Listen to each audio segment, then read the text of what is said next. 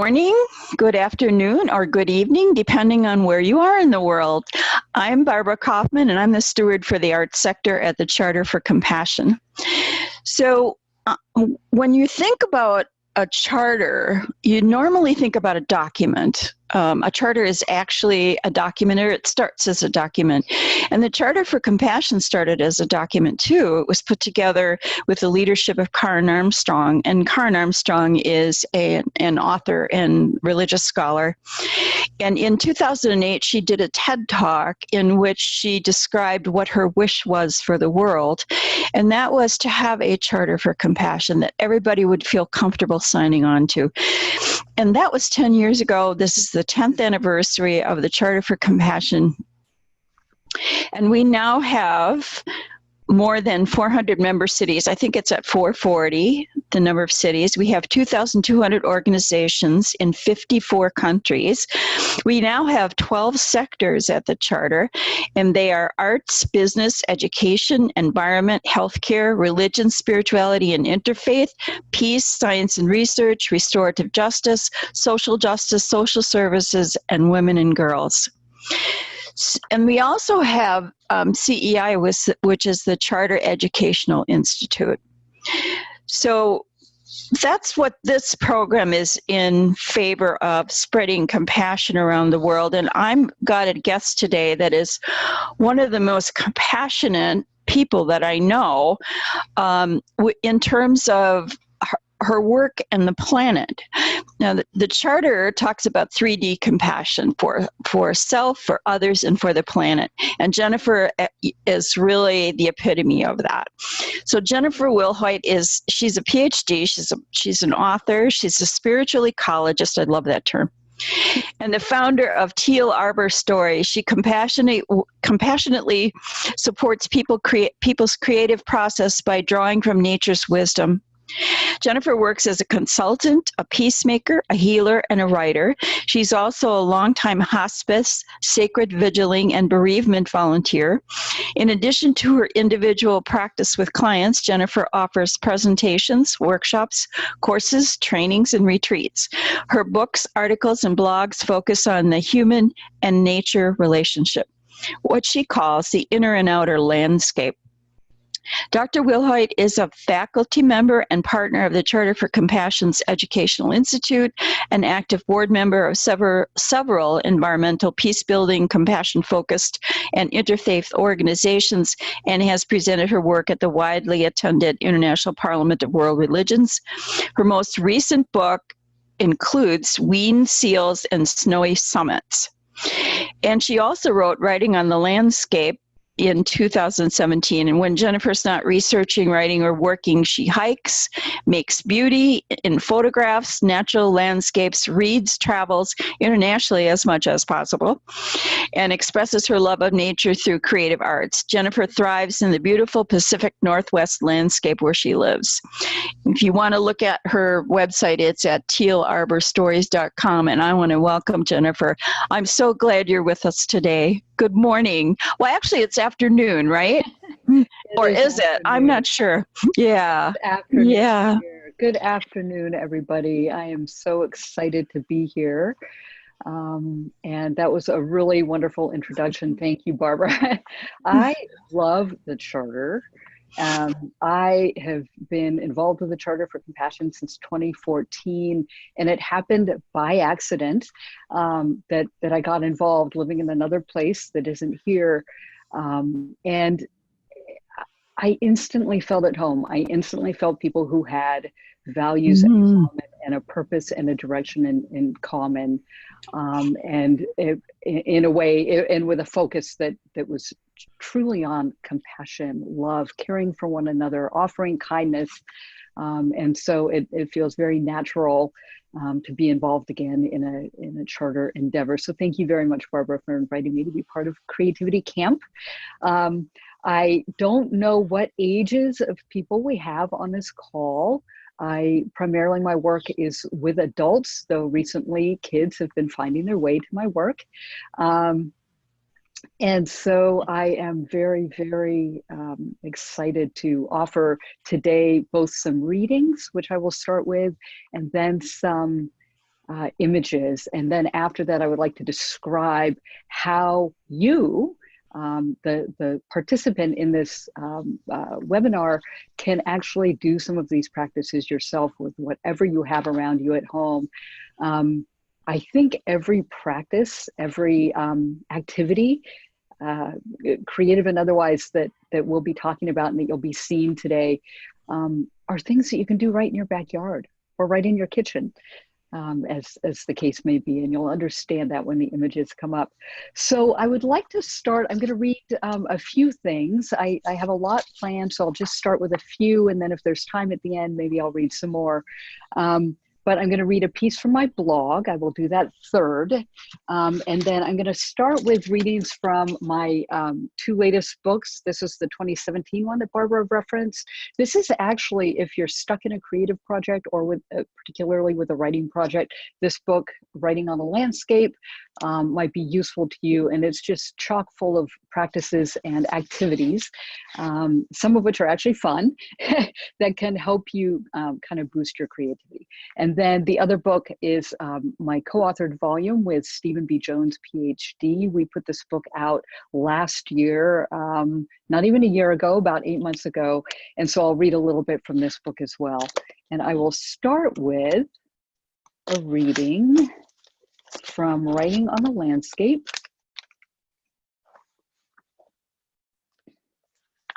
The landscape is bliss for me. Through deserts and meadows, 7 continents of flora and fauna, ponds, springs, snowfields, rivers, glaciers, estuaries, the tundra of mountain peaks, windstorms or calm, deep within caves or deep below the surface of the sea, in, atop, below, or beside deciduous and coniferous trees. In 4 seasons, over 5 decades, I have sought out natural places. I abide in them. My hand reaches for the fur, nape, or soft breath of non-human creatures. I measure days, weeks, and months by adding a small object from nature to a round palette each day.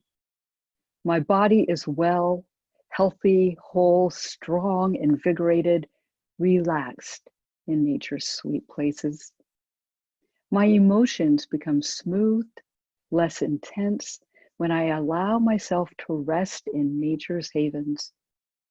My mind becomes fresh and clear, or is stimulated by the wealth of knowledge contained in a single stamen, the coyote's eye, the antennae of a slug. My spirit remembers awe and is inspired by frequent, prolonged abidance in nature's cathedrals. Work is impossible for me if it does not include some element of ecology. Days off are muted and laid to waste if I cannot get outside to move or sit. Every creative project I have ever aspired to contains either images of or resources from the natural world. My hospice volunteer service revolves around one of the most natural and inescapable earth journeys of all, the dying process. And each time I have needed any kind of healing myself, it is to nature that I turn. Not only that, nature has shown me who I am and what compassion is, and how to be free, and why it all really matters. The infinite riches in the outdoor nature storehouse mirror the expression of humanity.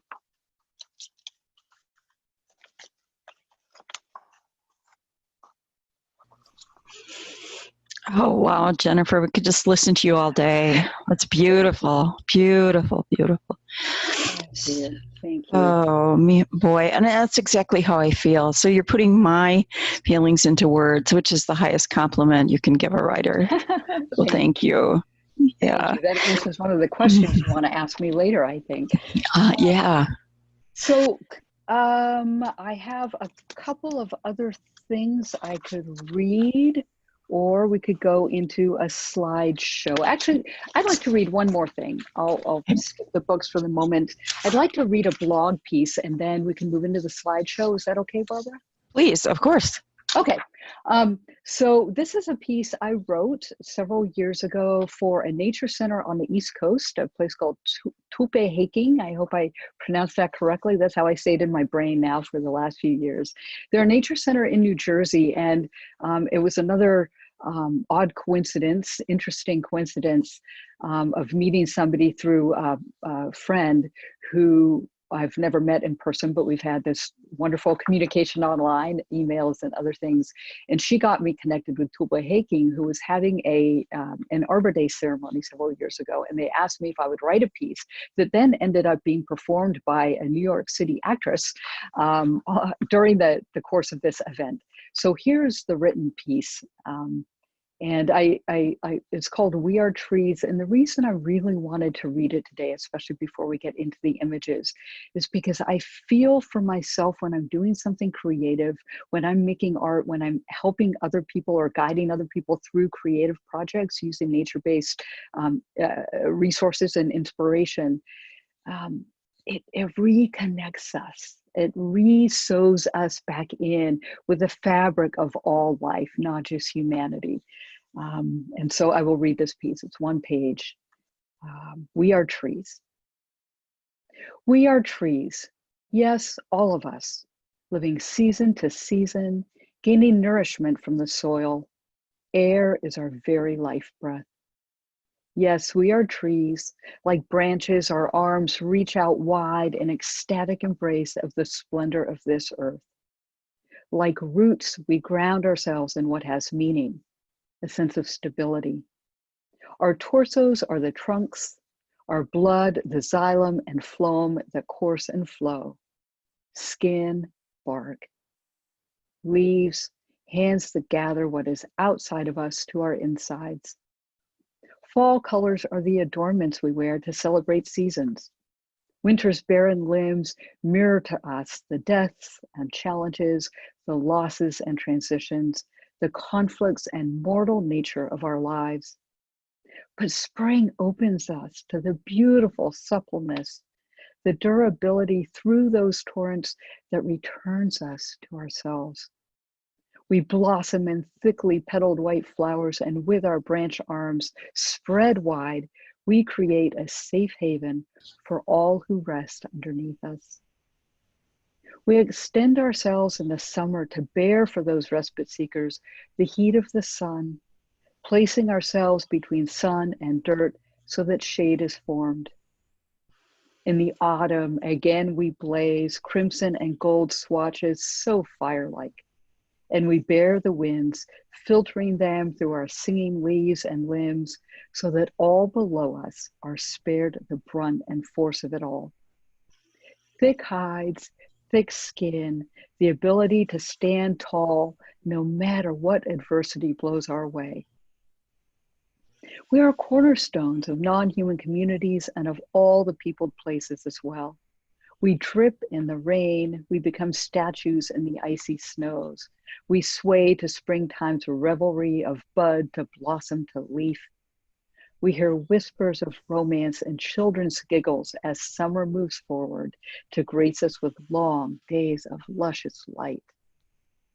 We are bristlecone, wide, stalwart, ancient ones hidden in secret coves in the obscure mountain ways of California.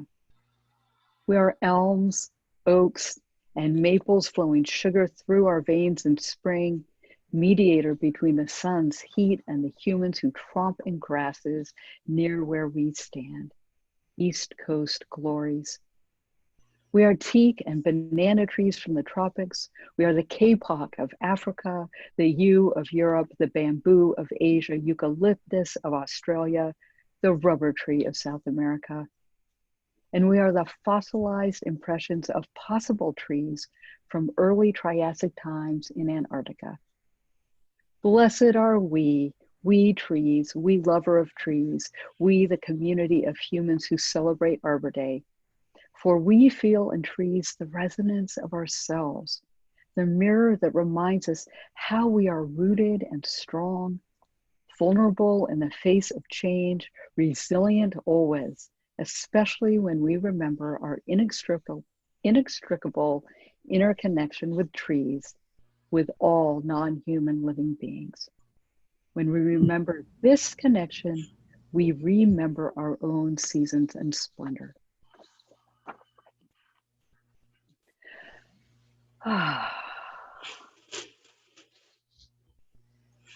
Wonderful. I like the line where you said, returns us to ourselves, reconnecting with that biology. We are biology and part of biology, and to reconnect that is so beautiful. So thank you so much for that. So, very, very welcome. Oh, Jennifer, I know you do amazing photographs too, amazing artwork. Do you want to take us on a tour through that gallery? I would. And I just as Okay. a preface, I'll say these are not particularly representative of my favorite images. I tried to provide a little bit of diversity of color and images. It's a silent presentation. You'll see some words every now and then on the screen, but don't expect music or talking. It's meant to be a silent journey. It's about 5 minutes long. And there was something else I was going to say. Oh, I didn't include things in these pieces, in these photographs. I didn't include, for example, some of the paintings I've done. I just wanted to keep it pretty well focused in what we're talking about today. So I will attempt to share my screen and see how that goes.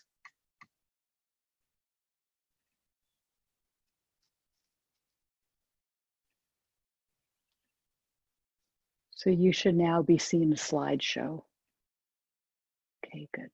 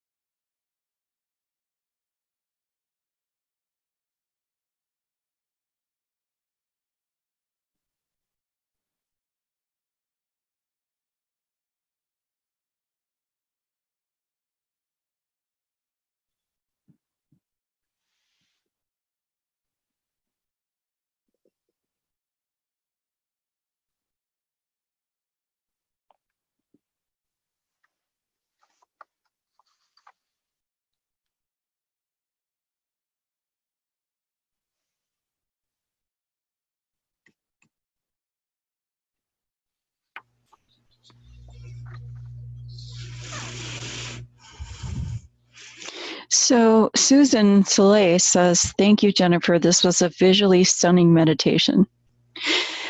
Jennifer, what I have noticed about your work and work that includes nature like that is that there comes a point when the breathing becomes deeper. Do you experience that as well? And do other people experience that with your work? Breath deepens. I can speak for myself that yes, it does. In fact, though I've been looking at that slideshow a lot in the last few days, as you can imagine, making fine tuning it and things. Even swapped out a few photos this morning.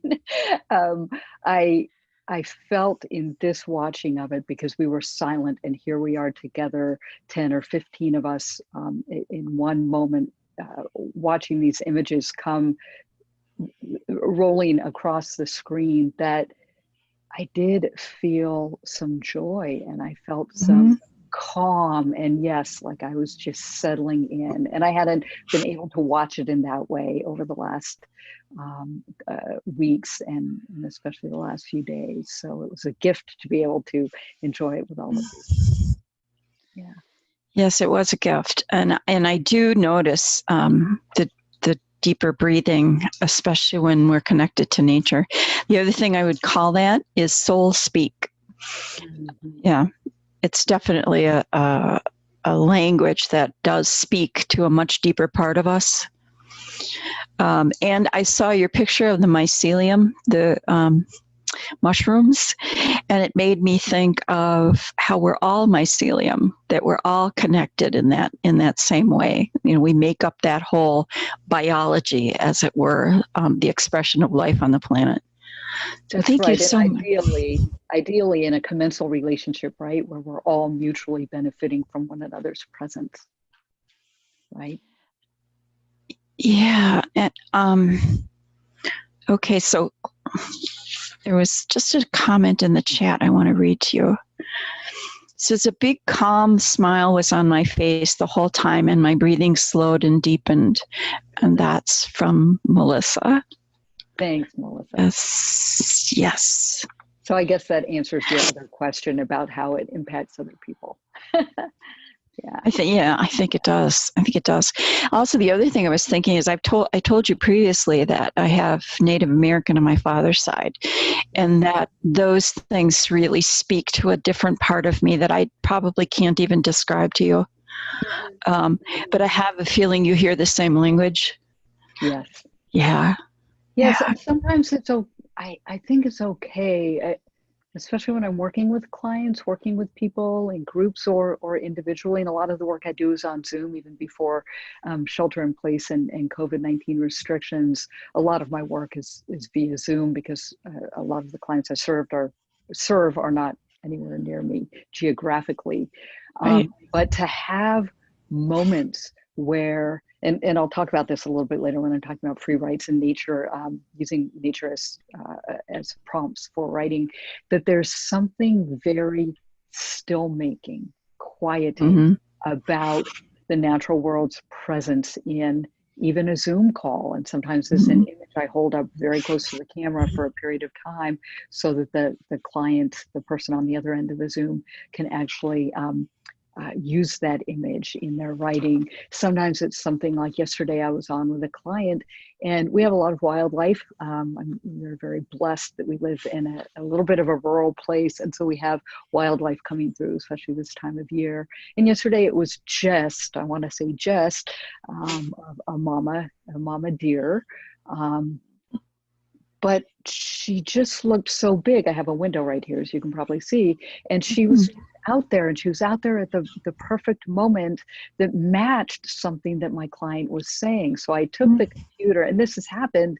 I mean, it happens regularly. I was able to take the computer and point the camera out so that she could see who had come into our Zoom session, and then to be able to talk about that a little bit with that person. It happens a lot. It happens a lot in the work. And I think it's okay if it makes us quiet, gets us still. If we move out of, the sense of we have to produce something, we have to be active, we have to be moving. it's okay to be still. And I think that's one of the gifts that we don't often talk enough about with the natural world, is that calming effect, that mind quieting effect. And I think when that happens, I will dare to say this, that when that happens, we become more receptive to what's out Mhm. there and more aware and attentive to that, all of that out there, and also all of what's in here. And that's at the crux of what I do with people every day. Yeah. That's wonderful. Thank you. And that's a great explanation. So, where are you going to take us next? So I would love to go through, I'll try and reference some of the images. And if you get really stuck, I'll try and bring one up on my phone, or I actually have Okay. some not very good paper copies. But I wanted to go through nature calendars, nature altars, nature mandalas, and lunchtime art. And also something about harvesting materials for some of the Yeah. images you saw, and also how I have used nature in creative writing with clients for healing, especially. So I just wanted to touch on those 5 or 6 things. And I don't have to spend a long time doing this, but I just wanted to give you a sense of how those things were made. For example, the very first image you might remember was a round palette, and I read this in one of my pieces at the beginning of today's session, and there were 7 rocks. And so I happened to, that's a nature calendar. It's placing 1 object per day on what I have is a round palette. You can see from the images, round is one of my things, round, curvy, spirally, circle shapes, anything like that. I'm just very drawn to that sense of perpetualness, maybe, of the round form. And so it comes out all the time in my work. I take photos weekly of the nature calendar. I've just taken to do Okay. I use them in my work. A person doesn't have to do that if they wanted to make a nature calendar. But for me, it's a round palette. When I first started doing this practice, it was a humongous round palette that was, I don't know, 2 or 3 feet wide. And I had little circles of handmade paper, 31 of them for the longest months. And then I would find something outside. Sometimes it was the same item, 31 somethings. And each day I would place an object. And as I started moving around a lot, geographically, actually moving my business and moving my home, that became a little bit cumbersome. And also I was finding that I was really attracted to a smaller form. So now I have a tiny little disc about this big, smaller than a dinner plate maybe. And then I photograph them every week, well, until the end of the month. So depending on how long the month is, right, that last photo might have more than 7 new objects in it. But I like to do that regularly because it shows the progression. And I didn't do that here because I wanted to give people a variety about the nature calendar form. But it's a way of marking time, partly because it's round form, that takes us out of this. I'm pointing down at my wall calendar, the squares on a calendar, which I still think is so strange. How did we come up with that system? And using, of course, the calendar for work and things on my various electronic devices. It's all in squares and lists and right angles. And so something about, I'm being out on a walk or a hike, and I look down and there's the perfect twig with moss on it, and it happens to be a small little size. And though I've had hundreds probably of twigs with moss on them over the years feature in these nature calendars, I will pick it up and carefully, often I come home with a hand that's cramped in a certain position from holding something carefully, or pincer grasping a feather that I find, and I immediately go over and put it in the holding place for the nature calendar. So I like that practice, and I actually introduced that just kind of in passing to an interfaith group that I'm involved with here locally in a Zoom call. It was a recent meeting.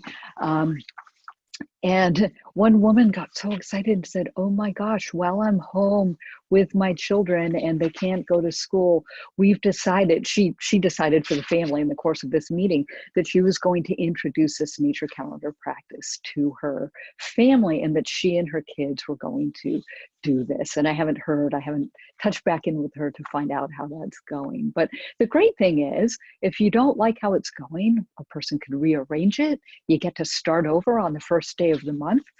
And I like to refresh the objects. I do have some dried flower petals and things that I've pressed and dried that I will use, and that you saw in some of those images. But really, if I have a bouquet of flowers in my house, or I mean, pretty much anything. You can use anything.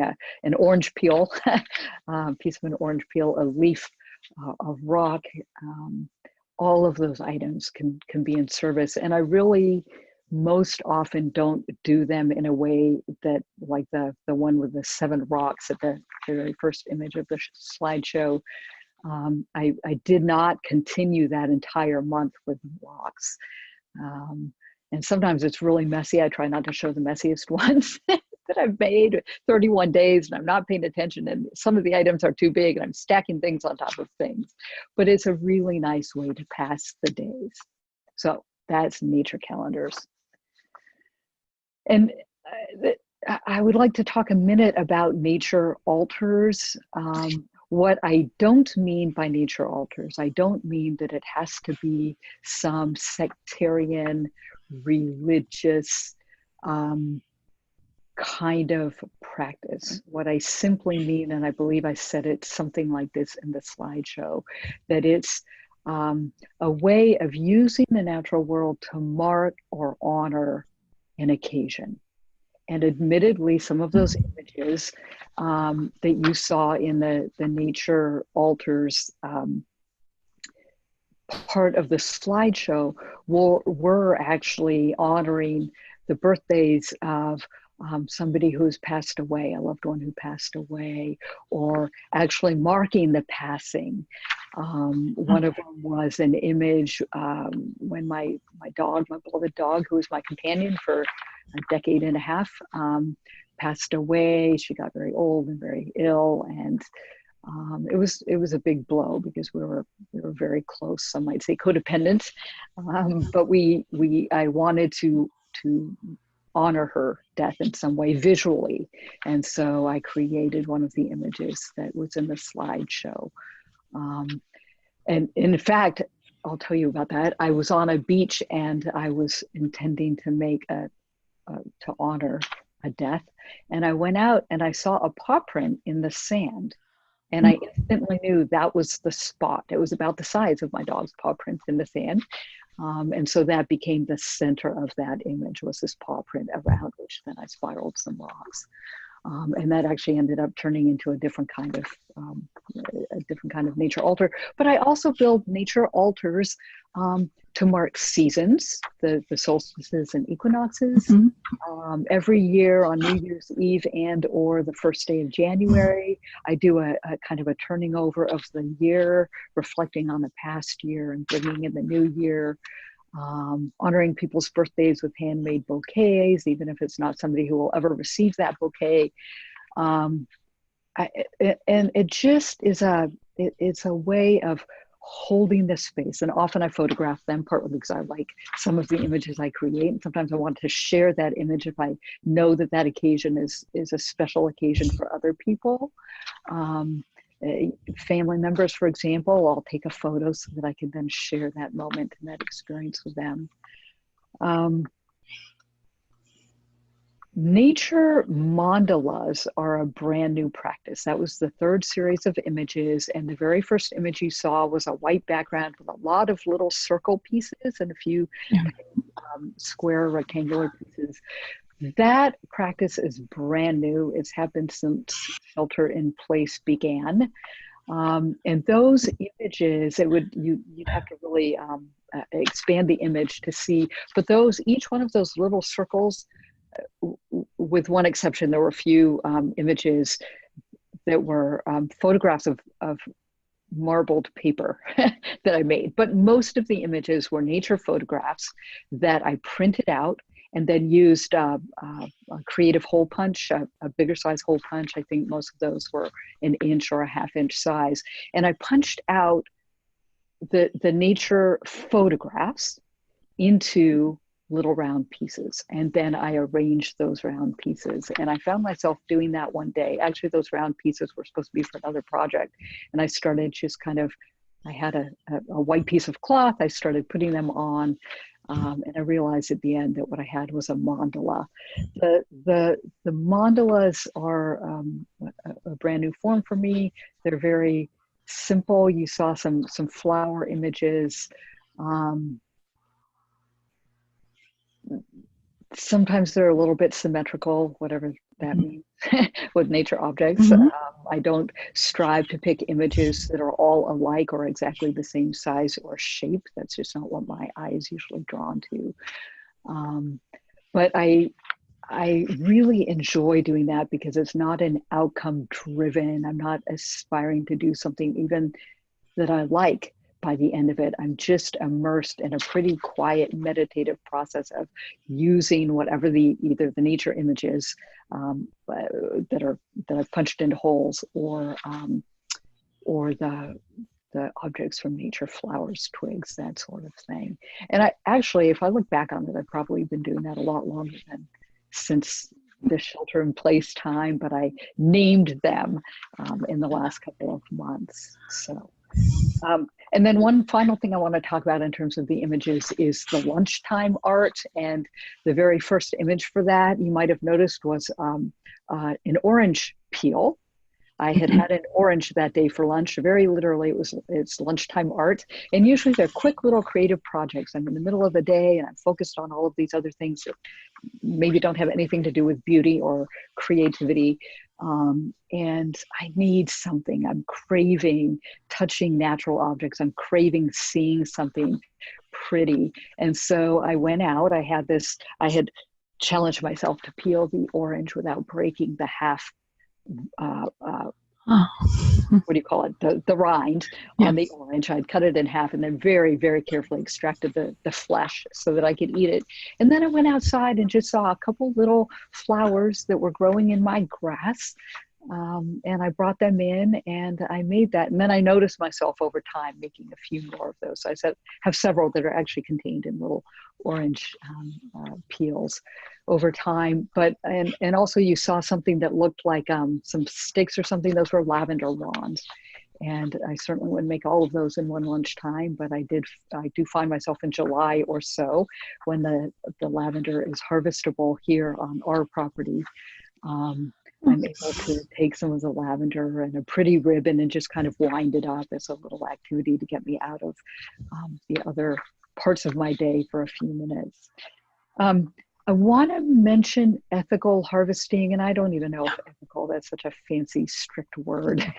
But I really want to talk about what I do in terms of gathering these items and what I would recommend our participants today, if you want to try these activities, how you might do this. And I might not have even learned this from myself, right? I might have actually learned this from people I talked with who use natural resources in fine craftsmaking.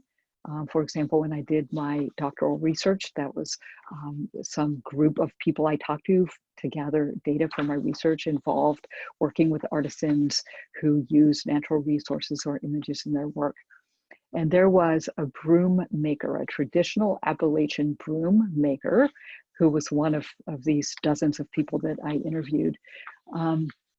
And I asked him, well, you know, you make, how many brooms do you make? Well, he makes about 3,000 a year. I was thinking 3,000 brooms, right? And I'm doing the math very quickly in my head. Math isn't my strong suit. I'm trying to do the math to figure out how many brooms a day is that. And I said, so where do you get these broom handles? Because they look beautiful and they're not like when you buy a broom at Ace Hardware or something, right? These are beautiful, curving. You can see knots in the wood. They're beautiful broom handles. I can't imagine people actually using them for a purpose of cleaning up a mess. But I talked to him and I said, so where do you get these broom handles? And he said, well, it's great. You know, I've lived here my whole life. And I know that those guys, he called them, those guys are out there clearing the brush in early spring. You know, everything that's been growing and gotten kind of out of control in the last few seasons, they go and they clean everything up on the roadsides. And boy, I'm out there. I know exactly what day they're going to be out there. And I follow their truck. And as they cut down the brush on the side of the road, I gather my broom handles. I thought, wow, that's fantastic, right? That's the perfect example of something that might later be chipped by those roadside cleanup guys that maybe they would chip those or throw them in some compost heap. And all of those ways of taking care of the broom handles also could be to good, sustainable effect. But the fact that the man was taking them just as they were, trimming off a few stray things here and there, and then shaping them and polishing them and covering them with some kind of oil or something so that they were safe for people to use, was just amazing to me. And so what I would say is, if you're going out to do these projects, really pay attention to where you are. Especially if you're in like a protected area, you probably don't want to be taking things. So please pay attention. If you're a young person that is not a grown-up, if you're a kid and you're on this call, look at what you see out there and think about just taking one or two of something. If you go out in a field and you see hundreds of dandelions, it's probably okay to pick a few of those if you want to use them in your project. And also, I bet a few seeds will fly off even as you're picking them, so then there will be some more regeneration. But not taking anything that's a protected resource, or if you're in a place where there are restrictions on collecting, I would ask you to please pay attention to those things. Also, to not take everything of what you see. If you get permission from your neighbor to have a rose off their bush to use for your project because you want to pick off the rose petals or something, that's fantastic. And I would be so glad if you ask permission first. And wait until you get the yes answer, not just assume that they're going to say yes, but also to think about the plant that you're taking this thing from. And even we all have varying understandings of how sentient, that is, how aware or how much a plant might be able to know that we're taking something from it, but just be thoughtful about that. Also, a lot of these things I do, particularly because I make a lot of these creations outside. There was something that looked like a little bouquet in the grass that actually was a bouquet in the grass. It was one thing that was already growing there that looked too precious to pick, but I picked some other more, some things that were plentiful, kind of grass weeds and flowers for one of the projects that I shared a picture of earlier today. And I took those things I picked over to the place where this other thing was still growing in the ground. And I was able to stand things up in the unmown grass in a way that it looked like a bouquet, but only one of those items was actually still growing in the ground. And often if I'm on a beach or something, I know that nature is going to do what nature does, and winds will come and creatures will come. And I wrote about this in one of the books that I read from today, about how, you know, processes happen. And for me, when I'm making something outside, I expect that it's not going to be there too long, that the forces of nature, including other humans, are going to come by and maybe move things around. And so if I want to take a photograph, I take it right away before I leave the place. But also about this harvesting is, if you take something, a big pile of rocks, and you displace them from where you got them, that is, maybe you go to the tide line and you take a lot of rocks and you carry them up onto some grass at the park that adjoins the beach, you might want to think about, when you're done with your project, taking those rocks back down to the beach, where they may be approximately where you found them, just to kind of help the natural world keep its order so we don't displace too many things. And also for me, I like to express gratitude. I like to say thank you to that being or thing, if you don't believe it's a being, in nature from which I've borrowed something. Um, I've spent a lot of time recently at a red cedar tree in the forest, a few minutes walk from where I live. And I've been going to that tree and making requests and offering some gratitudes to that tree in the last couple of months since we've been in this unique time that we're in. And um, it feels good now. I feel like that guy is kind of my buddy. I can go to that tree and say hello. How you doing today, Red Cedar? That's his name, his or her name. And to maybe put my hands up on the tree. I actually dared to venture to hug the tree the other day. I got a little sap all over, but it didn't matter. It felt good to see how sturdy that tree was. So those are some of the ways that I think about using natural resources, that I like to think about it as borrowing. I like to think about not taking as much as there is available, seemingly available in a moment, and certainly not taking something that cannot replenish in a healthy way. So even staying away from the word sustainable, since there's so many variations on that word. So I'll take a little pause, and I'd love to see if people have questions at this point. They can be typed into the chat box, or if you have questions or comments, Barbara or Zoe. I'm looking to see if there are not any questions yet, but maybe while they're typing in their questions, just a couple of things I noticed. I like the idea of, well, nature, you know, the curves and the circles suggest cycles rather than linear time, and I like that, you know. And I'm with you on the calendars, the square calendars. I understand that makes me crazy, and the mandalas, because when we had the privilege of hosting the Dalai Lama here in Wisconsin, and he was part of our Compassionate Cities campaign, and I was able to accompany the monks to go and hear him talk. And of course, we talked about mandalas. So mandalas are very familiar, and in Buddhism and Hinduism too, they teach about the impermanence of life. And that is, you know, the underlying principles of the mandala is that, you know, when these monks make the mandalas out of sand, is then they deconstruct it so that we understand about the impermanence of biology and the impermanence of life. Yes, actually, I so appreciate you mentioning that, because it reminds me, we were talking before this call started, I'm saying this now to the participants, about the Parliament of the World's Religions that the Charter for Compassion has been involved with for years, and that I had the great honor and pleasure of attending in 2015 in Salt Lake City.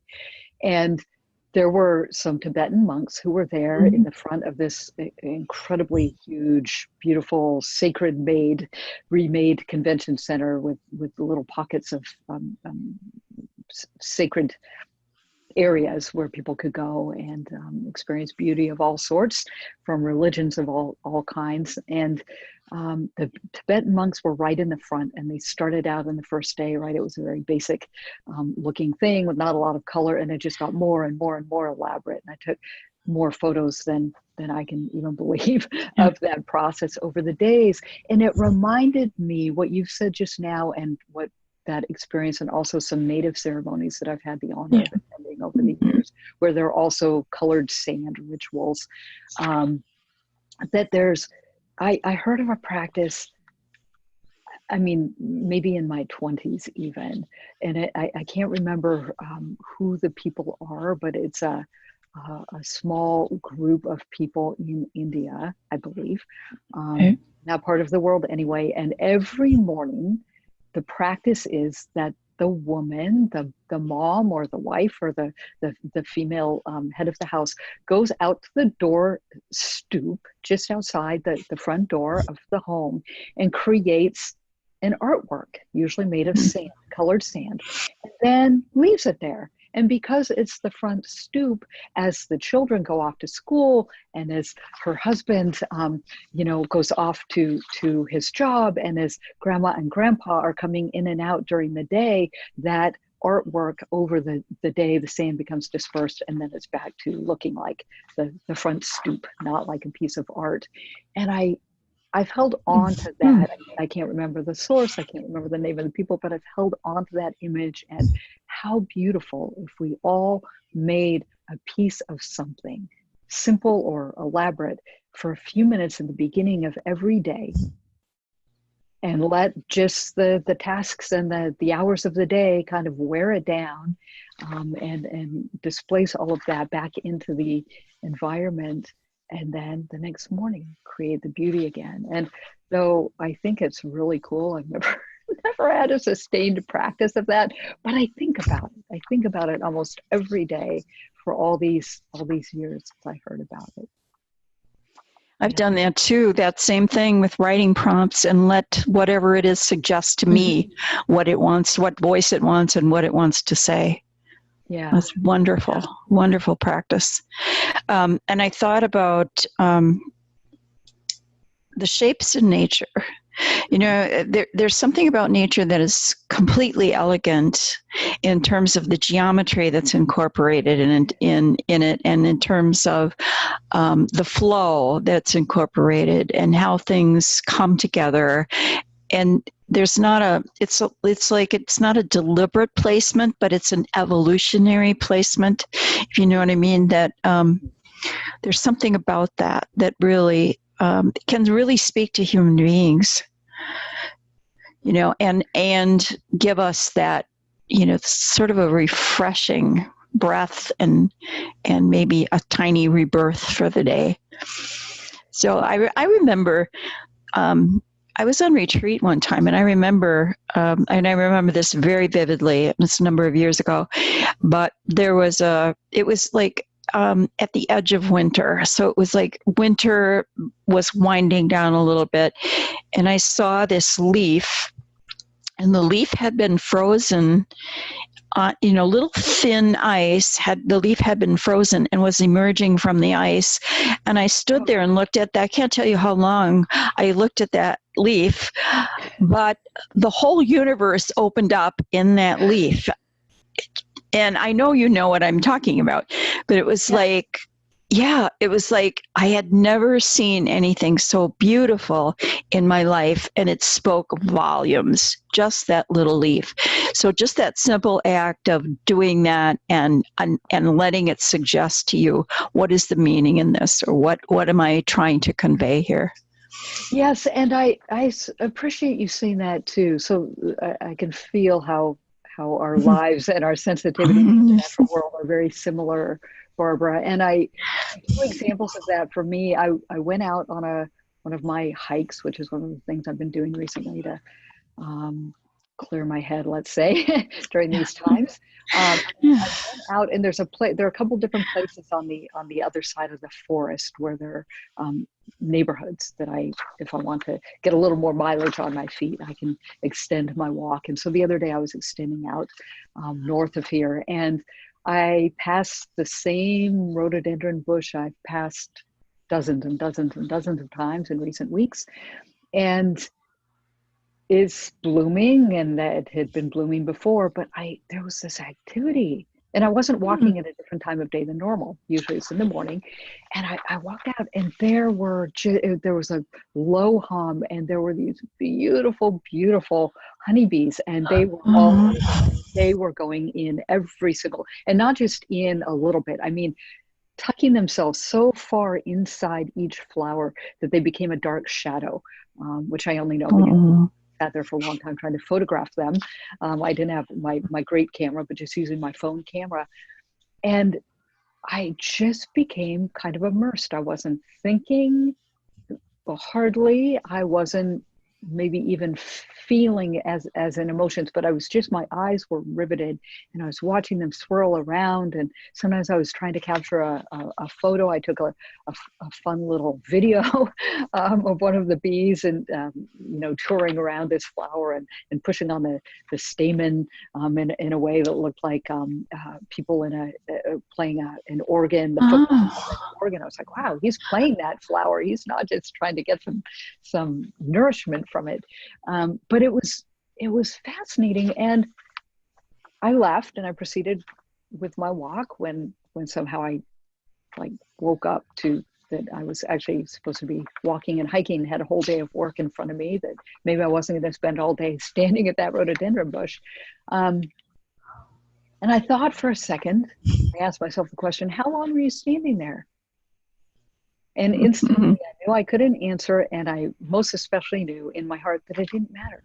And then whatever needed to get done that day would get done. So that's one example. The other example of immersion in the moment is just yesterday, my neighbor next door said, oh my gosh, what do I do?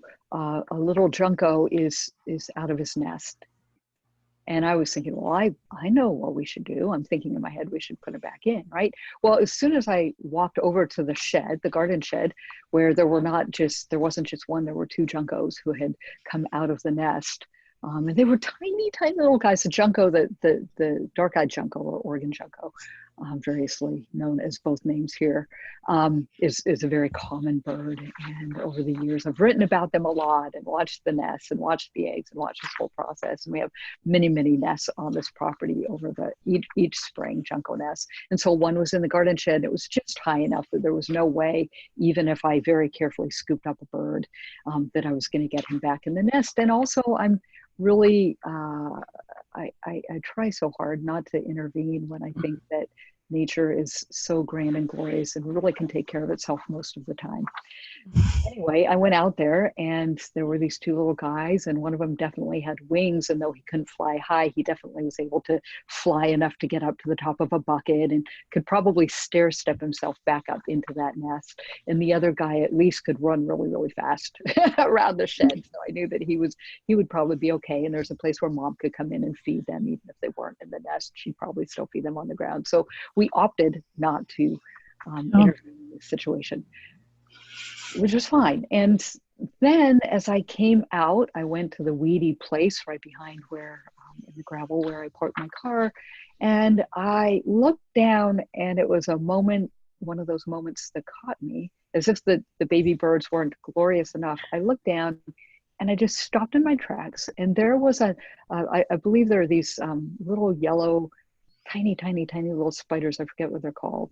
They might even be called yellow spiders. I don't know, but they build these nests this time of year all around.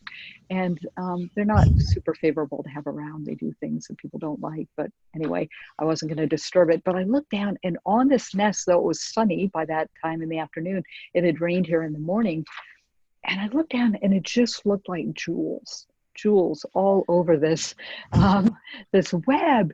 And I tried to capture it with my phone camera, and I was not fully satisfied.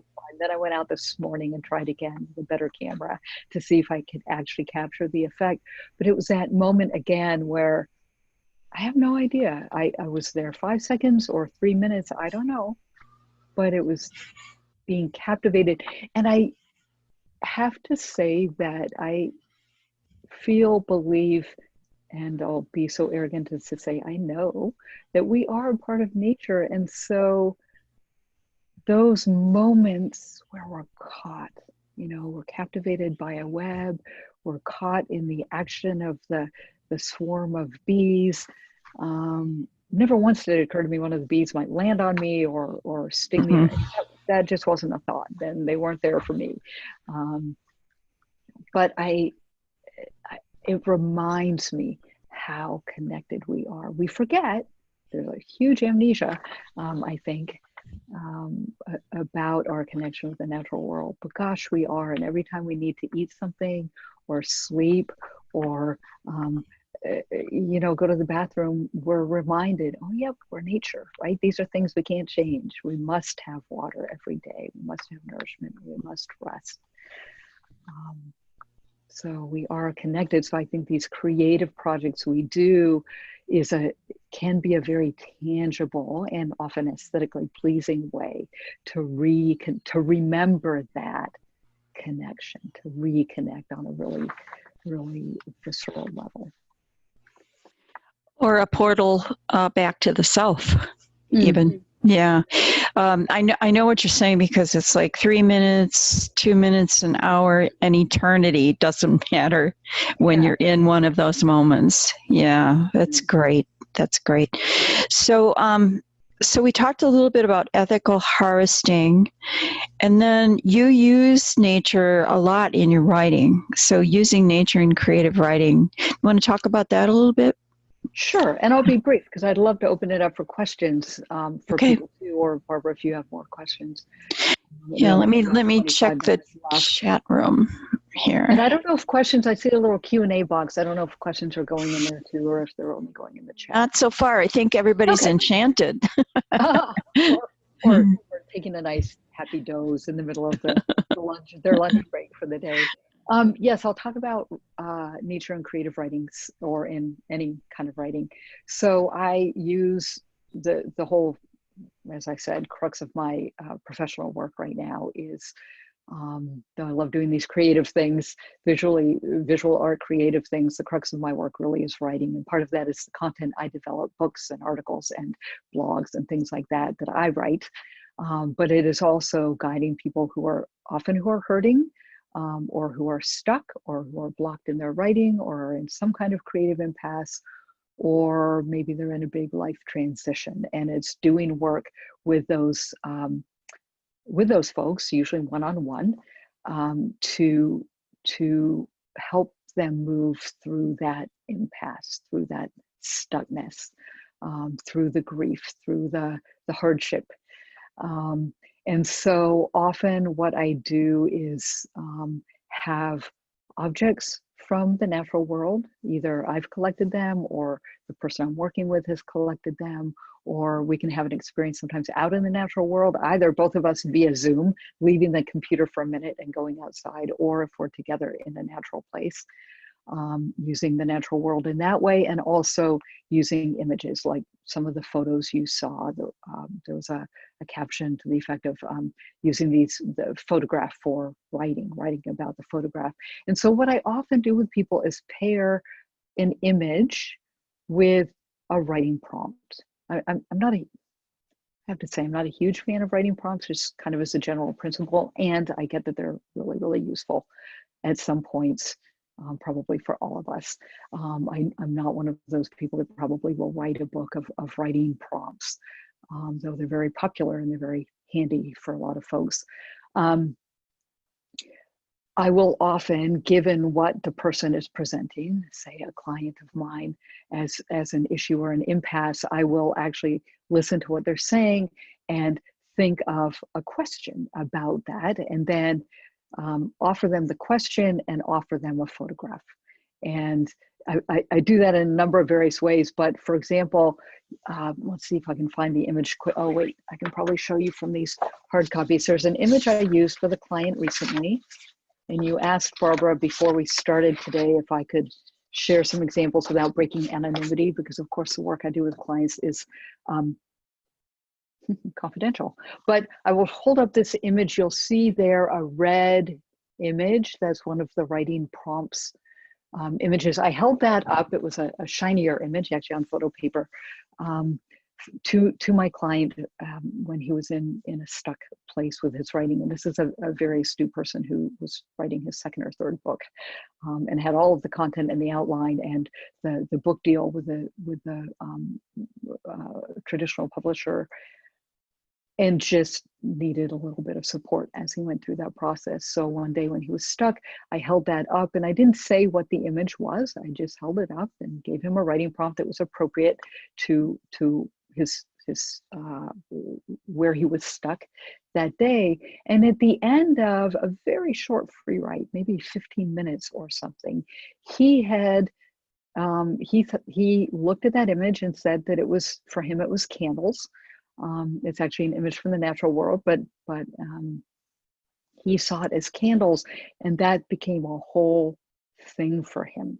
The candles, the fire, matches, the role of fire in his life, and the thing that he was stuck about. This was a wonderful, happy occasion for us. The thing that he was actually stuck about at the beginning of the session, he had some clarity around and knew the next step he needed to take from doing a free write based on the natural world. And what I will say, I will just follow that up with a PS, which is that I've done this work now in a lot of different contexts, including in the top of skyscrapers in downtown San Francisco, in a fancy boardroom with a big shiny wood table, like you might imagine seeing in a boardroom, polished and everything.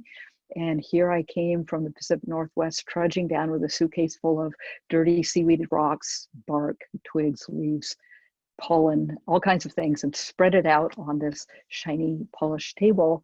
And attorneys came in after a long day at work for this workshop that I was offering. And it was a workshop training kind of thing. And they came in and they took off their coats and they rolled up their sleeves and they started touching dirty rocks and seaweed. And they wrote based on some prompts I offered. And they too were able to come to something, to connect with something a little deeper. So there are many, many ways that I pair, so I've done it with natural objects, I've done it with photos of nature, and I've done it with actually sending people out in natural landscapes, and with an intention, with a question as they go out, paying attention to what they see around them, and people come back and they tell their story, and then we work with that. So there are infinite ways to use the natural world to and I say use, and I don't mean that in a bad way, like nature's just there to service us, right? I want to have more respect than that, but that we can avail ourselves of these opportunities of both inspiration from the natural world. We can use, sometimes I see something happen in nature with a bird nest, and I don't know the answer. I'm not a naturalist. I don't know everything about life cycles of certain kinds of species or something like that. So I do research. I come back because I have a question and I do research, and that research might then end up looking like facts in an article I write or in a blog post. So the actual direct experience of the natural world comes back into writing a lot for me, and sometimes for my clients as well.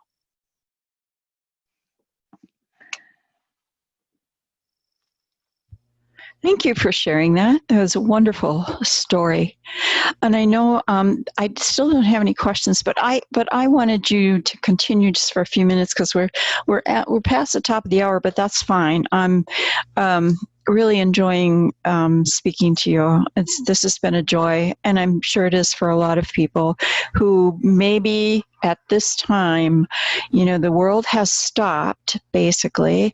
We're only getting started again, and what I would like to see is not the same old, and not going back to quote unquote normal, but going back to something that's richer.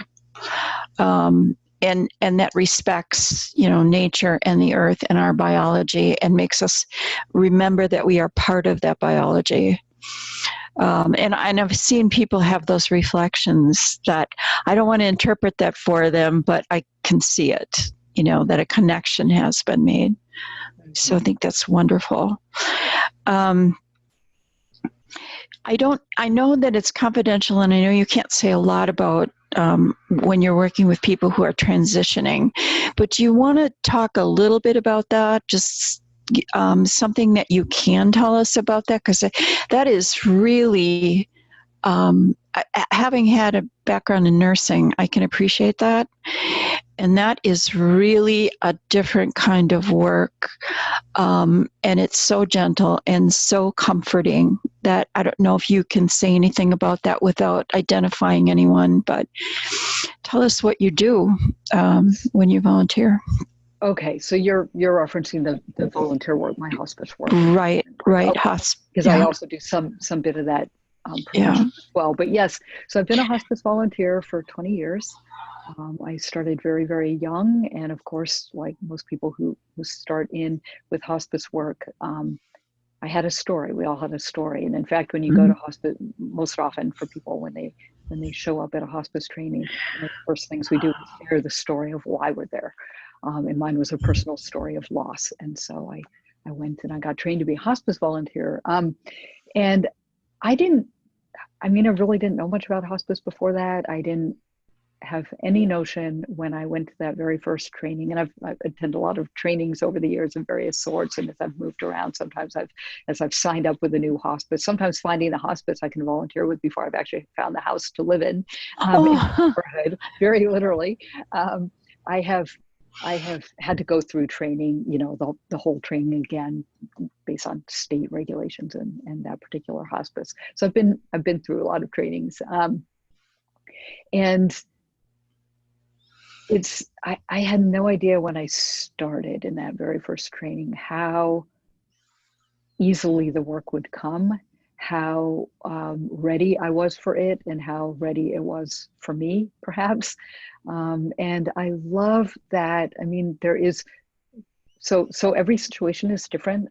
Somebody just asked me the other day, and I can't remember who, and it probably doesn't matter.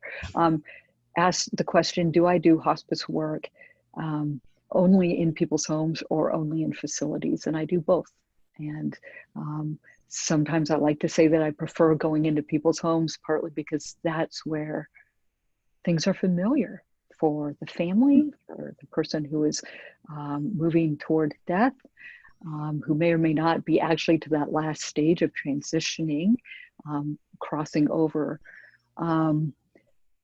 But I think one of the things I most love about it, first of all, it's a natural process, and we're all headed in that direction. I don't mean to be morbid, but it is part of life and death, which is why I'm so struck by the seasons and what's happening out there and how that relates to life cycles. And I've brought the natural world, these very things we've been talking about for almost an hour and a half now, I have brought into the hospice setting. And I have a couple of articles. If people are interested, they can write to me later, send an email, and I'd be happy to send you links to these articles about how we actually can use nature objects and photos in the natural world in service to hospice work. But I think that it's such a parallel. It's so embedded and intertwined with the natural world that it's a comfortable place for me. Every situation is different. You know, it's work that requires me, like how I strive to be when I'm in the natural world, that requires me to be utterly present now.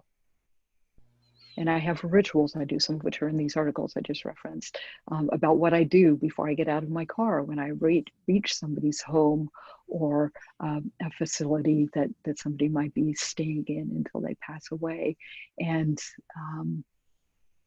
how I need to put the other things in my schedule aside for now and breathe, and maybe even close my eyes and just remember, because walking into a hospice situation, even if I've been with the same family and with the same person who is dying for months and months, which has been the case sometimes, it's still always an unknown what is going to be happening when I walk in. Is it going to be a good day or a bad day is so beyond, it's so inconsequential, actually. It's really about stepping in and not knowing what the landscape of those hours that day are going to look like with the family, with the person who is dying. And so part of that is the fresh newness of, I don't know what's going to happen. So there's almost, it forces me to be present and aware, but it also, allows me to serve using whatever tools and practices I can think of in a moment to be best of service to that family without relying on some prescribed way of being. And I found myself doing things that are not particularly habits for me, or even particularly within my belief system. For example, I'll see if I can say this with as few details as possible to protect everybody. Somebody I knew of through somebody I know. So someone I didn't know, an acquaintance related to somebody I know, was dying. And I said I'd be happy to go and sit for a little bit. Well, it turns out I was there on this person's very last day. Mm. They ended up passing an hour or two after I left. So I was the last person to be with the person who was dying. And I went in, and this person I knew was had a lot of interests that were different than mine, but I took one of those, and the person was really moving to the other side. So there wasn't a two-way conversation, but I was very quiet and very still, and there was some minimal touch that seemed okay, and I sang. And I sang things that are not, so I don't sing in public. I'm the one who whispers the happy birthday song when everyone else is singing loudly. um, but I, it just, I knew in that moment it was the thing to do. And so I thought, well, I have a voice, and probably no one's going to walk in and say, wow, that really sounds pretty off key and terrible. So I just went for it. And I happened to know a few hymns that were within this person's tradition. So I sang them over and over and over very slowly for a long time until I couldn't sing anymore. That's the kind of showing up that we can do, not just with people who are dying. We can do it every day with our friends and family who are hurting. We can do it when we're out in the natural world and just really want to take a few moments to notice the bees on the rhododendron bush. But I feel like those skills and those sensitivities are very translatable, whether it's a meditative art project or a hike in the woods. It looks like there's some comments. Okay, yeah. Let me check and see. Melissa says, I think one of your recent blog articles talked about using natural objects in your hospice work. You've taken objects from the natural world into the hospice patient, for example, a leaf, a special flower, the person's favorite flower. Mm-hmm. Yeah, comfort. And then Susan says, this hour has been calming and healing and therapeutic for my soul. Many thanks for this gift. Yeah, and I would like to thank you too. I wanted you to do that because, talk about it a little bit, because we have now come full circle. Mm-hmm. There's that circle again. There's that another season of life, if you will. Today is another day. It's another season. It's another learning experience and opportunity and so on. So thank you so much for that. And yeah, it's been great. So if people want to see some of your work, they can go to tealarborstories.com. Are there other places? You have a YouTube channel, do you not? I do have a YouTube channel, and if this Charter for Compassion webinar time today is recorded, I can get that onto I think I can get it onto my YouTube channel as well. I have a couple of Charter for Compassion things that I've been able to translate over to my channel. So I have a YouTube channel. I have a blog that has a lot of, I think of them as less formal writings. It's less formal than a book. It's really what's up for me in the moment. And I type it out very quickly and put it up on the blog. And I'm doing a special thing on the blog right now. The blog is, I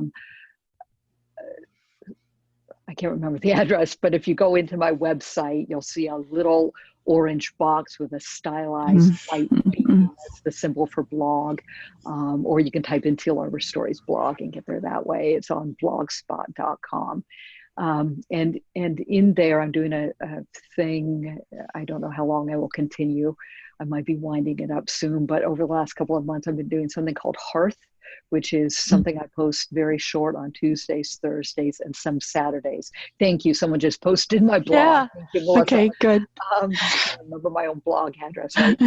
I've been posting something called Hearth, and it's usually a very short little practice or a short little video or a photo with a little bit of writing, just to help to offer a little bit of nourishment to people during this challenging, for some of us, challenging time. So there are lots of ways to find my work. The website has volumes of things that people can look at. I offer classes and other kinds of things too. So it's all there. And of course, if people want to have a conversation with me about anything that we talked about today, or you have questions about how to do any of these creative projects, or you want to know more, or you just, whatever, feel free to email me. The email is the same version of the website and the blog in terms of the address. It's tealarborstories@gmail.com. And that's also a link to it from my website. So yeah, and I'm Teal happy is to talk about Teal, Arbor, ARBOR, stories.com. Yes. Yep. Yeah. And for you, it's at Gmail, correct? Correct. Okay. Yeah, well, this has been a delight, Jennifer. Thank you so much for being with us. So much. Yeah, and again, if you want to look at some of Jennifer's work, go to Teal Arbor Stories. We also, I think you have a page on the charter. I do, actually. Mm-hmm. And then her YouTube, she has some videos there. And then just, if you have enjoyed this, we at the Charter for Compassion would like to continue bringing you programming, and you can go to the charterforcompassion.org, and there's a little orange button that says donate, and you can donate to the Charter on there. So thank you once again. It's been a delightful hour. Thank you for everyone who attended, and keep shining. Thank you so much. And to those of you who spent your lunch hour with us, thank you so much. It's been great to do. Namaste. Thanks, Barbara. Namaste.